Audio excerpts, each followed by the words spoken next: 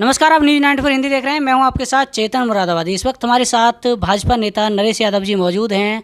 पूर्व में 2022 के विधानसभा चुनाव में नरेश यादव जी बिलारी से विधानसभा चुनाव में बहुत ही अच्छी दावेदारी रखी थी। सर, स्वागत है आपका न्यूज़ 94 हिंदी।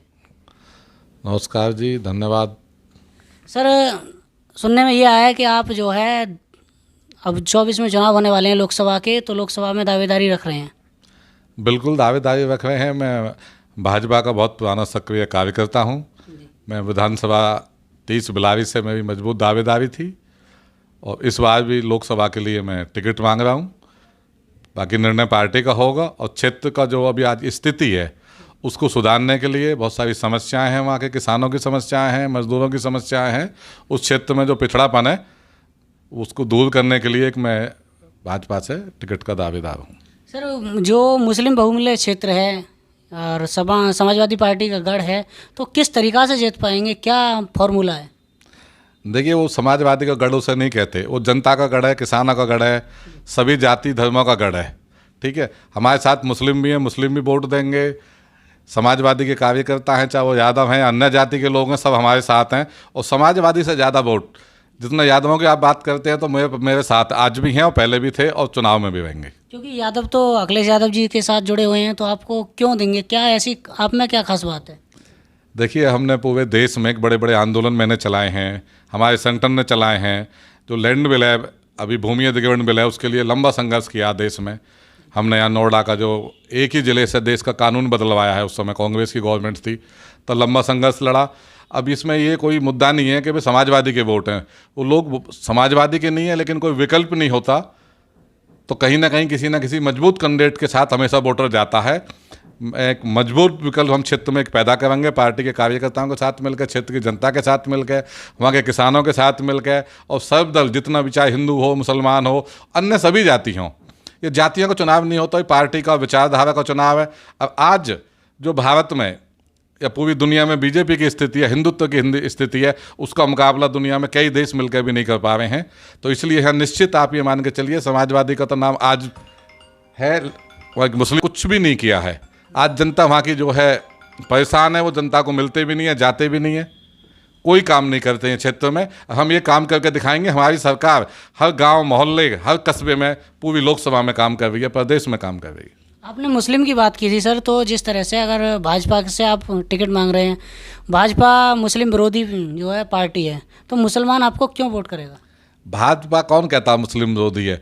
जो लोग हैं सरकार के खिलाफ हैं और गुंडे हैं, बदमाश हैं, भूमाफिया हैं, उनके खिलाफ है। उनके खिलाफ भाजपा नहीं है, कानून है, कानून अपना काम कर रहा है उनके खिलाफ। अब ऐसे लोगों को लगता है कि मुसलमानों के खिलाफ है, मुसलमान के खिलाफ नहीं है। हम उस कि संविधान के खिलाफ जो लोग काम करेंगे उनके खिलाफ पार्टी आज भी है। पहले भी पार्टियों को काम करना चाहिए था, अब आज हमारी पार्टी खुल के काम कर रही है। सिर्फ इसलिए जो है लोग बदमाशी जो करने वाले थे वो अपने घर छोड़ के भाग गए हैं, और आने वाले समय में बदमाशी इस प्रदेश में पैदा होने बंद हो जाएंगे, मैं आपको दावे के साथ कहता हूँ। अगर आपको मौका मिला तो जो है क्या क्या विकास कार्य होंगे आपके? जो देखिए, संभल लोकसभा है, उस सबसे पिछड़ा पश्चिम की जितनी विधानसभा है उसमें संभल विधानसभा, असमौली विधानसभा, बिलारी, जो हमारी सारी पांचों विधानसभाएं, इनमें पिछड़ापन ज़्यादा है, क्योंकि वहाँ संसद को इंटरेस्ट नहीं लेते। 2014 में हमारी पार्टी का सांसद सतपाल सैनी बने थे, उन्होंने जो काम किए उसके बाद वहीं का वहीं विकास रुक गया है।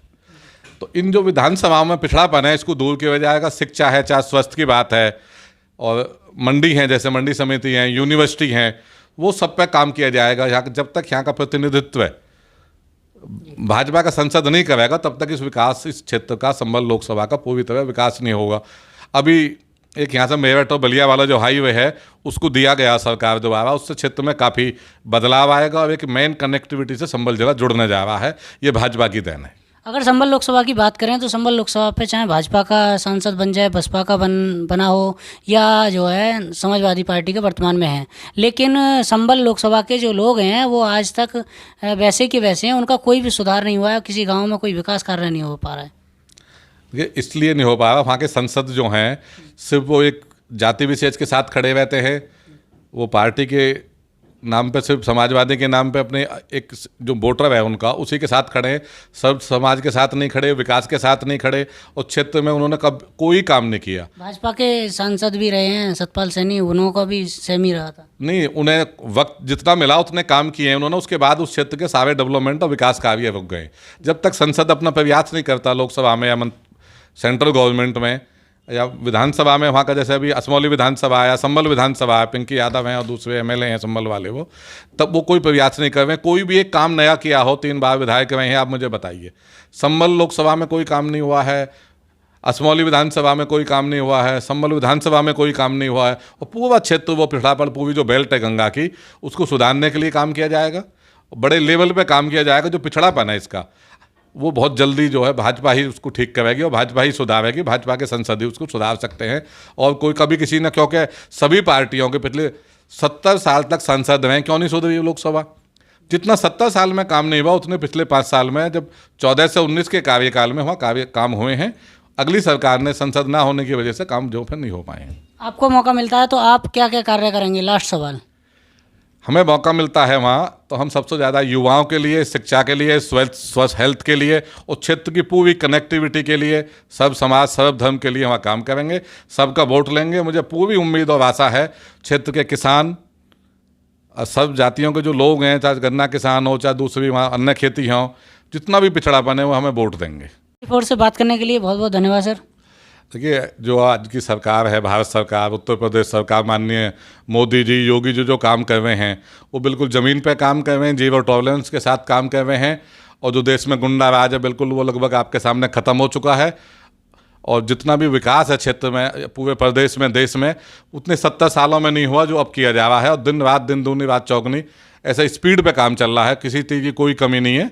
बहुत ज़बरदस्त डेवलपमेंट जो प्रदेश में आपको देखने को मिलेगा। और हमें मौका मिला तो संभल लोकसभा भी सबसे आगे जाएगी। तो ये थे हमारे साथ भाजपा नेता नरेश यादव जी। तो आपकी क्या राय है इनकी बातों को लेकर, कमेंट बॉक्स में ज़रूर बताएं और वीडियो को शेयर करें और लाइक करें। धन्यवाद।